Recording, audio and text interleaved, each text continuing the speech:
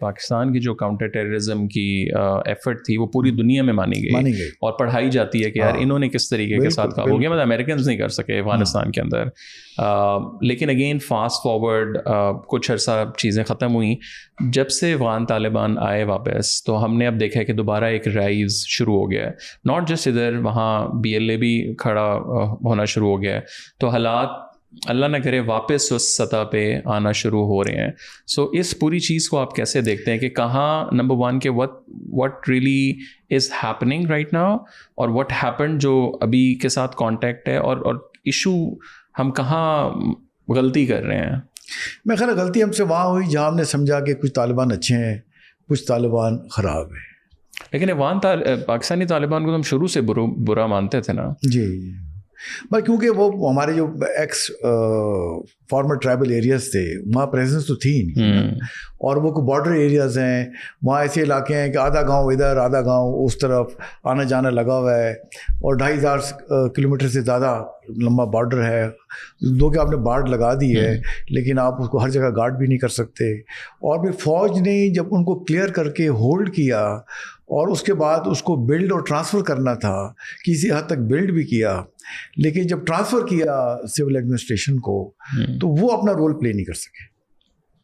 वो अपनी उस तरह से प्रेजेंस पुलिस ने, सिविल एडमिनिस्ट्रेशन ने, प्रोविंशियल गवर्नमेंट ने वो वहाँ शो नहीं की, जिससे उनको वापस आने का मौका मिला।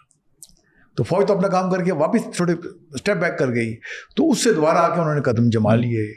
और फिर पीछे अल्टीमेटली फंडिंग तो पाकिस्तान के दुश्मन इनको कर रहे हैं, फंडिंग इनको रॉ कर रही है, फंडिंग इनको so called world super power कर रही है, और वो पीछे से वो चाहते हैं कि यहाँ गड़बड़ हो। लेकिन ये जो ये रॉ वाला एलिमेंट आता है कुछ जगहों पे बिल्कुल ट्रू भी है, because I personally met with counter terrorism के कुछ लोगों के साथ जो उन ऑपरेशंस का हिस्सा थे। उन्होंने बताया कि हम एक वज़ीरिस्तान की मस्जिद में घुसे, यहाँ हमें इंटेल थी कि यहाँ कुछ है, बट अब वो कहते हैं वो 2 कमरे की मस्जिद है, वो सब शरीफ लोग हैं, मतलब नहीं कुछ है। एनी हाउ होते होते होते पता चला कि नीचे जो है एक पूरी सुरंग बिछी हुई है कोई काफ़ी किलोमीटर्स, और उसके अंदर जन्नत दोज़ख, मतलब ये वो एक बंदा जो नीचे गया है उधर, वो उसने मुझे बताया है कि ये एक्चुअली मैंने खुद अपनी आंखों से देखा है, मैं कहानियाँ नहीं बता रहा हूँ। तो वो रॉ वाला ठीक है एलिमेंट वहाँ भी आता है, बट कहीं ना कहीं तो एक आइडियोलॉजिकल भी, मतलब उनकी एक वो थिंकिंग है। और आपको लगता नहीं है, लेकिन हम कहना, मैं ये चाह रहा हूँ बड़ी मैं पोलाइट तरीके के साथ कोशिश कर रहा हूँ कि हम हर चीज़ एक तो रॉ में भी डाल देते हैं कि पाकिस्तान में जी शायद बस ये रह गया है कि वो सड़क का नाला ख़राब हो गया, तो ये मतलब हमारी अपनी गलतियाँ कहाँ हो रही हैं ज़्यादा। लेकिन हम कहते हैं ना, जैसे मुनीर नियाज़ी का शो है, कुछ शहर के लोग भी जालिम सन, कुछ सानू मरंदा शौक भी सी। तो इसमें नेचुरली मतलब कहीं ना कहीं आपने तो गलत पॉलिसीज़ बनाई हैं, या गलत एलिमेंट्स को टॉलरेट किया है, और या जिस तरीके से आपको रूट आउट करना चाहिए और चीज़ों को ब्लैक एंड वाइट में देखना चाहिए, वो उस तरह से आपने नहीं देखी। तो ये मैं आपसे कह रहा था कि हमारे यहाँ ब्लेम तो बड़ा जल्दी डाल देते हैं कि जी पिछली हुकूमत ने ये किया। भाई अगर पिछली हुकूमत ने ये किया तो आप उनको कोर्ट्स में लेके जाएं, उनको अकाउंटेबल ठहराएं। आप कहें जी बड़ी करप्शन कर ली फलाने ने, अगर की है तो उसको कोर्ट में लेके जाएं, प्रूफ करें उनके खिलाफ।